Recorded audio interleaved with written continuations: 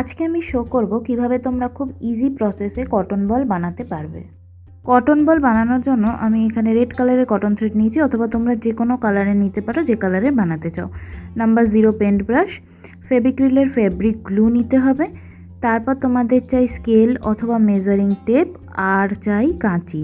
এবার আমি আমার যে থ্রেডটা আছে তার থেকে 150 সেন্টিমিটার কেটে নিয়েছি।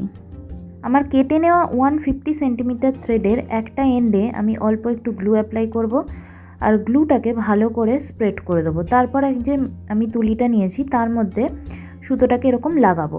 গ্লু লাগানো যে পার্টটা রয়েছে সেটা কিন্তু আমি সুতোর ওপরেই লাগাবো, সুতোটাকে ফোল্ড করে। সেটা কিন্তু কোনোভাবে যাতে তুলিটার সাথে না আটকে যায় সেদিকে একটু খেয়াল রাখতে হবে।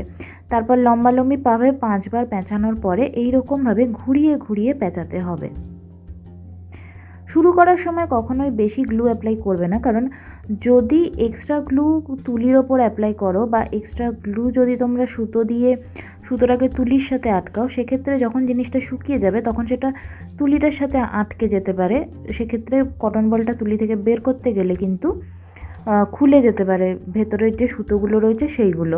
এরকম আমার সাথে অনেকবার হয়েছে, তাই জন্য আমি সেটা বারবার করে বলবো, যখন শুরু করবে তখন কোনোভাবেই বেশি গ্লু অ্যাপ্লাই করবে না, আর গ্লুটা শুধুমাত্র সুতোর ওপরেই অ্যাপ্লাই করার চেষ্টা করবে। সুতোটা যখন ফোল্ড করে নেবে তখন চেষ্টা করবে গ্লু লাগানো পার্টটা যেন ফোল্ডের যে সুতোটা রয়েছে সেই সুতোর ওপরেই পড়ে, তাহলে মুখটা আটকেও যাবে ভালো করে, আর তুলিটার সাথেও আটকে যাওয়ার কোনো রকম ভয় থাকবে না। এইভাবে এটাকে টোটালটাকে অল্প অল্প অল্প অল্প করে পেঁচাতে হবে, এরকম ঘুরিয়ে ঘুরিয়ে, একবার ওপর একবার নিচ করে করে। আমি মাঝখানে কোথাও গ্লু অ্যাপ্লাই করিনি, তবে তোমরা যদি মনে করো যে খুলে যাচ্ছে সেক্ষেত্রে কিন্তু গ্লু অ্যাপ্লাই করতে পারো।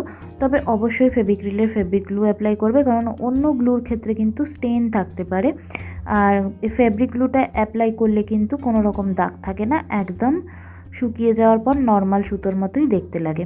তারপর এটা আমি এন্ড করেছি, এন্ড করার জন্য আমি এখানে গ্লু অ্যাপ্লাই করেছি। গ্লু দিয়ে আমি এখানে মুখটাকে বন্ধ করে দেবো, আর তারপর ওপর দিকটাতে কটন বলের আর নিচের দিকটাতেও অল্প অল্প করে গ্লু অ্যাপ্লাই করে দেবো, যাতে এটা খুব ভালো করে সিকিওর হয়ে যায়।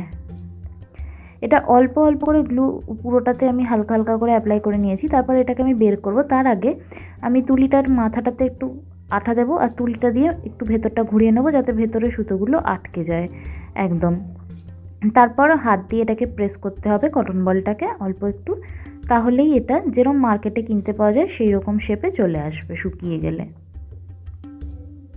এগুলো শুকিয়ে কিন্তু একদম রেডি হয়ে গেছে। ভিডিওটা যদি ভালো লাগে তাহলে আমাকে জানাতে ভুলো না নিচে কমেন্ট বক্সে কমেন্ট করে।